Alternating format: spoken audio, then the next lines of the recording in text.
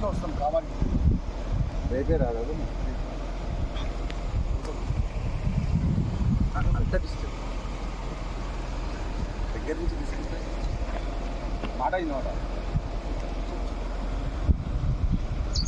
శ్రీ గురుభ్యో నమః.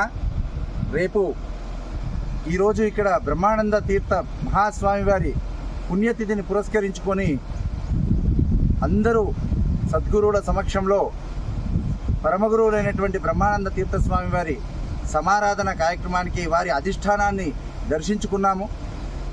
అయితే రేపు ధర్మ సామ్రాట్ యతిచక్ర చూడామణి భారత స్వాతంత్ర్య సమర సేనానిగా కీర్తించబడి కాషాయానికే వన్న తెచ్చి ఈరోజు హైందవ ధర్మం బ్రతికుందంటే, గోవు బ్రతికుందంటే కారణమైనటువంటి మహాత్ములు ధర్మ సామ్రాట్ యతిచక్ర చూడామణి హరిహరానంద సరస్వతి కేవలం చేతితోటే భిక్ష తీసుకోవడం వల్ల కరపాత్రి మహాస్వామిగా యావత్ జనులు కొలిచేటువంటి మహాత్ములైనటువంటి స్వామివారి యొక్క జన్మదినోత్సవాన్ని పురస్కరించుకొని దక్షిణ భారతదేశంలో ప్రప్రథమంగా కామారెడ్డి సంకష్టర మహాగణపతి క్షేత్రంలో మా గురువుగారైనటువంటి శ్రీ శ్రీ కరపాత్రి స్వామివారి స్వయం శిష్యులు వారి ద్వారా స్వయంగా పూర్ణదీక్ష తీసుకున్నటువంటి శ్రీ శ్రీ గంగవరం నారాయణ శర్మ గారు షోడశానంద దీక్షా నామాంకితులైనటువంటి వారి ఆధ్వర్యంలో స్వామివారి ఉత్సవాన్ని, జన్మదినోత్సవాన్ని